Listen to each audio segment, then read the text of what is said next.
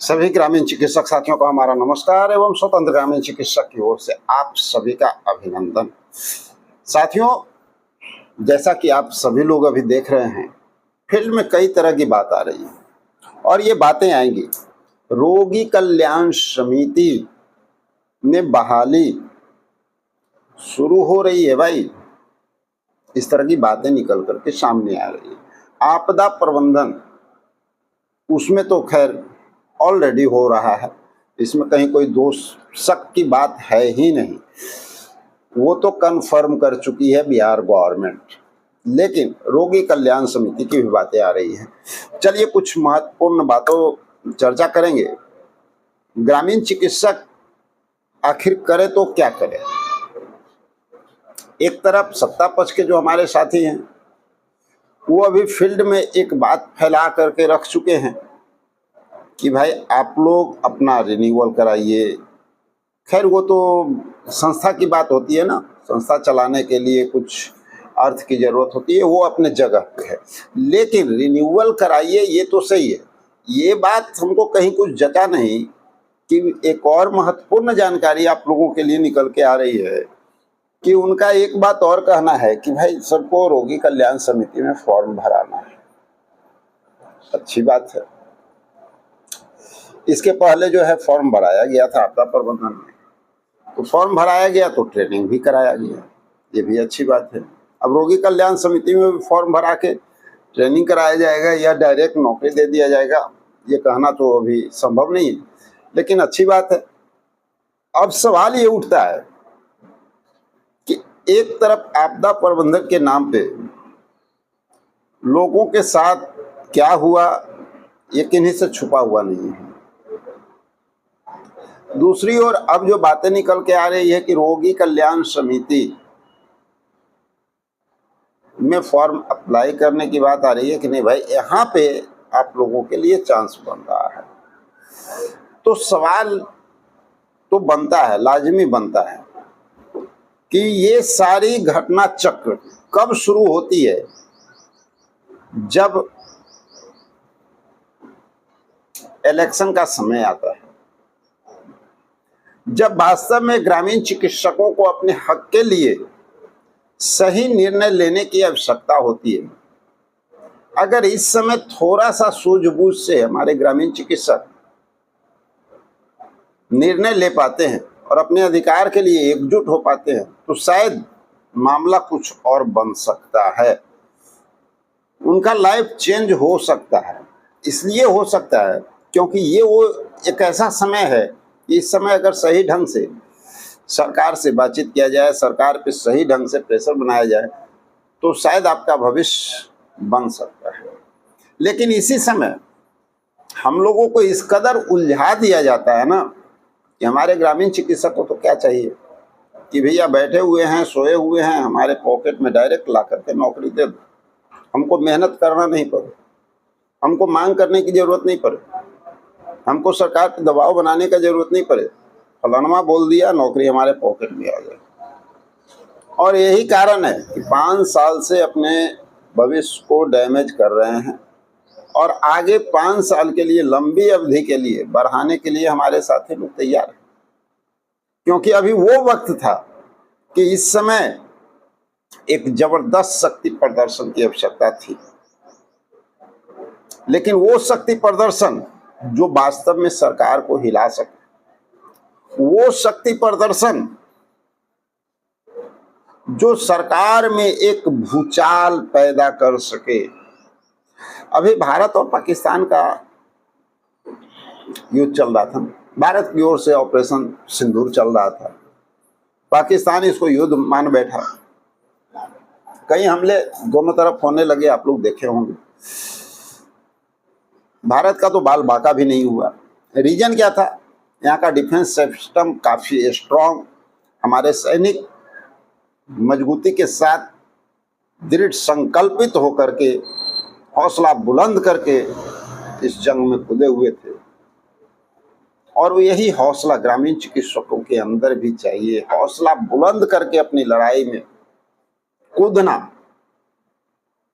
सही टारगेट को हिट करना। आप देखें जब सही टारगेट हिट किया गया, कैसी बौखलाहट आई, तुरंत हाथ गोर जोड़ने लगे भाई अमेरिका से, अन्य देशों से, किसी तरह इसको शांत किया जाए वरना पाकिस्तान समाप्त हो जाएगा। बिल्कुल समाप्त होने के कगार पे था। आप लोग देख लीजिए, अगर अगला अटैक हो जाता इंडिया का तो शायद वास्तव में नक्शे से पाकिस्तान समाप्त हो जाता, क्योंकि एक अटैक में ही तो जो उनका न्यूक्लियर है वहां से रिसाव शुरू हो चुका है। आप देख रहे होंगे न्यूज में बहुत सारी जानकारी मिल रही होगी। अगर समझ लीजिए कि उनका जो न्यूक्लियर बम यानी परमाणु बम जिस पे वो घमंड कर रहे थे, शायद वहीं पे विध्वंस हो जाता तो क्या पूरा पाकिस्तान बचता। आपाधापी में सब लोगों का योगदान हुआ, सीज फायर किया गया, बहुत अच्छी बात है, अमन शांति की बात है, लेकिन ये एक सीख देता है कि अपनी लड़ाई को मजबूती से लड़ना चाहिए। सिर्फ दूसरे पे आश्रित होकर के बैठ जाने से कभी कोई लड़ाई जीती नहीं जाती। पाकिस्तान के अंदर खुद लड़ने की ताकत नहीं थी, न उनका हौसला था। सिर्फ उम्मीद था चाइना सपोर्ट कर देगा, तुमको तुर्की सपोर्ट कर देगा, वो हमको लड़ाई जिता देगा। क्या कभी ऐसा हुआ है साथियों?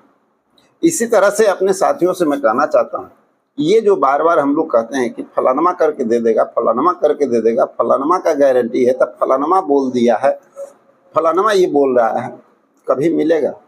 कभी नहीं मिलेगा। अगर ये अधिकार आपको लेना है तो उसके लिए आपको खुद दृढ़ संकल्पित होकर के ध्यान को एकत्रित करके आगे बढ़ना होगा, खुद डिसीजन लेना होगा। और इसके लिए हम लोग तैयारी भी कर रहे थे, लेकिन इस पे तो लोगों का ध्यान जाएगा नहीं। लोगों का तो ध्यान जाएगा झूठी अफवाहें फैली हुई बातों पे, कहाँ पर कौन पॉकेट में ला करके नौकरी दे रहा है वो सुनना पसंद करेंगे। ये तो नहीं कि भाई विधानसभा में आवाज उठा, कैसे उठा, इसके पहले टीबी उन्मूलन में मिला, कैसे मिला, कोविड में मिला, कैसे मिला, इससे तो कोई मतलब है नहीं। बस घर में बैठल रहे, कोई ला करके दे। कहाँ हो रहा है ये सुनेंगे, ये नहीं सोचेंगे हमको आगे करना क्या है, कैसे हम अपना पैर आगे बढ़ाएं कि इस बार हम अपने मंजिल को पालें। हम लोग के पास एक ही रास्ता है, जो अभी काम कर रहा है, और वो रास्ता भी काम करने का अगर तरीका सही हुआ तब आप उस मंजिल को प्राप्त कर सकते हैं। बेढंगा काम करने से नहीं। बोल दिए अनिश्चित काल कर रहे हैं, आज 10 दिन बाद 50 दिन बाद, वो एक दिखावा करके लोगों को मूर्ख बना रहे, ऐसा नहीं। एक सटीक रणनीति के तहत जिस तरह से हमारी सेना लड़ी थी ना, उस तरह से एक सटीक रणनीति और सही जगह पे सही समय पे सही चोट, और इसके लिए तैयारी चल रही है। लेकिन आप लोगों के सहयोग की आवश्यकता है। अगर आप लोग का सहयोग नहीं हुआ कभी ये सफल नहीं होगा, और जीवन भर आप लोग बस ये कहेंगे, कभी रोगी कल्याण समिति, कभी आपदा, तो कभी और कुछ, तो कभी और कुछ। लोग मूर्ख बनाते रहेंगे, आपको नौकरी मिलते रहेगी, सिर्फ उनके मुंह से नौकरी मिलेगी, नौकरी का नामो निशान भूल जाएंगे। अगर चाहिए आपको अपनी मंजिल पे पहुंचना है तो इस बार मजबूती के साथ आगे बढ़िए, एकजुट होइए। हमारे लिए टेंशन मत लीजिए,